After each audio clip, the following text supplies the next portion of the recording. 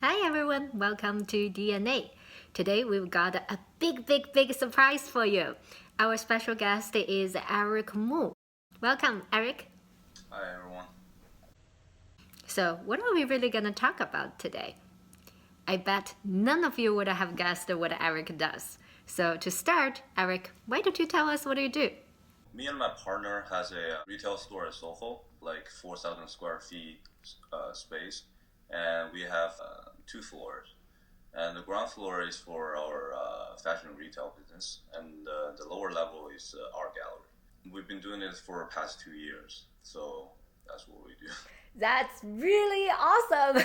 So I personally visit that store. It's super beautiful and it's very unique in a way that, as Erik mentioned, you actually have an exhibition floor underground, which was very interesting. So I figured, it will be very fun to invite Erik to talk about what it's like to have his own Soho fashion store. Is it fair to say you're kind of the first Chinese who opened a fashion store in Soho, New York? I think so. I think there are like some other Chinese people opened the store in other location in New York, Manhattan, but I think we are the first one in Soho. I mean, I'm not like very fashion guy. I mean, in the first place, I was not actually, but I was really interested about fashion. There was a store called Trunk Club in New York. The concept of that website is like they have like a fashion advisor for everyone. From your background, from your experience, they will pick your own outfit. So that was the idea. Like really surprised me. Like 5 years ago, nobody doing that. Like personal stylist for you, and then we're trying to do like something similar, but we also want to share more information about fashion, especially men's. They're not like really get into it. Before we had the like the physical store, I started a website by myself, and then I met my partner Mark. We figured that like having a store may be a better way to continue this business. I believe everyone should have their own perspective about fashion, and also like I think it's part of our life. So no matter what you like different people have different opinions about fashion, but I think everyone has it. Just sometimes it doesn't know.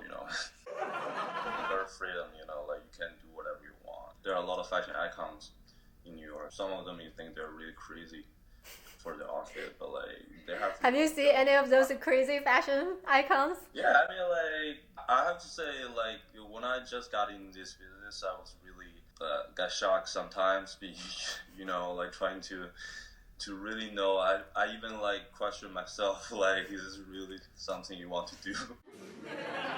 Because sometimes I just don't get it. But after that, I think like everyone has their own opinion, and their fashion is like one of the ways they express themselves. So after we have the store, we've been to a lot of showrooms, and we have more connection with different designers. Then you understand like why they're doing that, like what kind of story is behind it. We start the website first, then that's how you get into connection. So fashion is really about connection. So like one showroom, their owner will introduce you to like maybe 5 designers.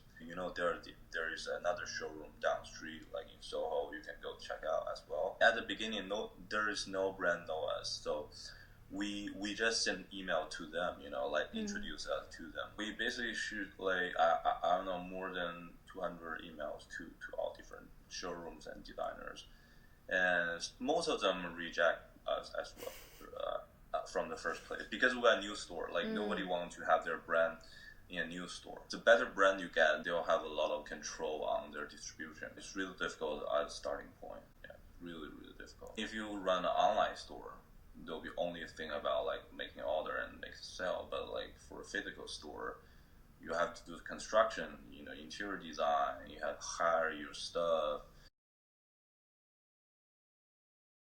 30% of them is really like from famous brand, like most people will know about it, and the other like 30 to 40% design will be like the new designers.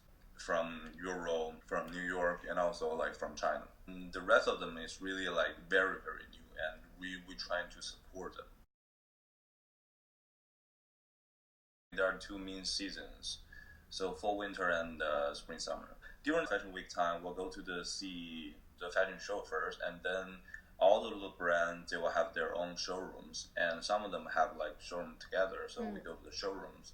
So showroom is really about like you're gonna see all the samples from the show, from the Fashion Week, and then you're gonna pick them. You're gonna select the style, size, color, everything. You're gonna do the selection by yourself, and then you do the wholesale. So you make the order. But the thing is like that will be like the really tricky and also very important part for all the buyers.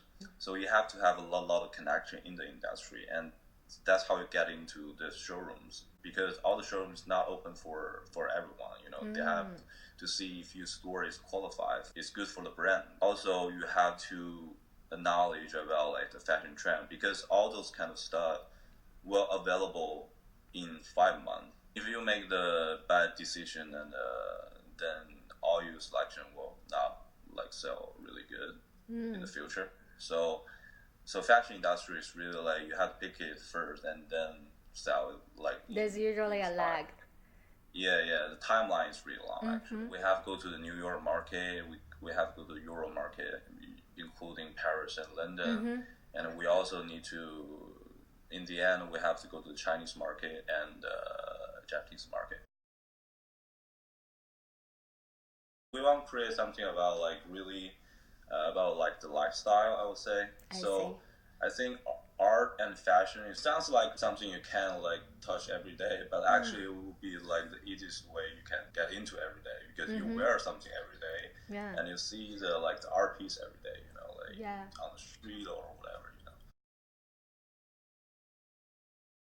In 5 or 10 years, I don't want Biggercode is like all about my business. I want Biggercode is my part of my business, you know, like because Biggercode is really a showcase for our concept, not only about fashion or we want something more about like lifestyle, you know, all different stuff like Muji. Thank you again for joining us today, Erik. What you're doing is truly amazing. So I wish you best of luck with Biggercode, and I will see you there. All right, thank you so much. Friends, if you have any questions, please leave your comments on our page and channel.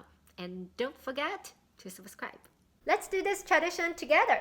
What it's like to have your own fashion store. DNA, get! Get it.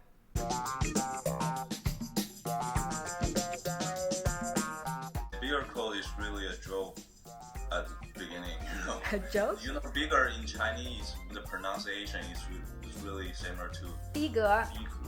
Yeah. Ah. So it's like how you get into bigger. So we say bigger code. And code also similar to another Chinese word, like if you connect together, you say bigger够了.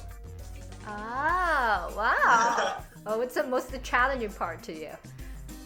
I mean, for retail, I think everybody hate like when your stuff cannot be sold, you know. Like, is that the one thing gets on discount? Yeah, I mean, we'll do discount, of course.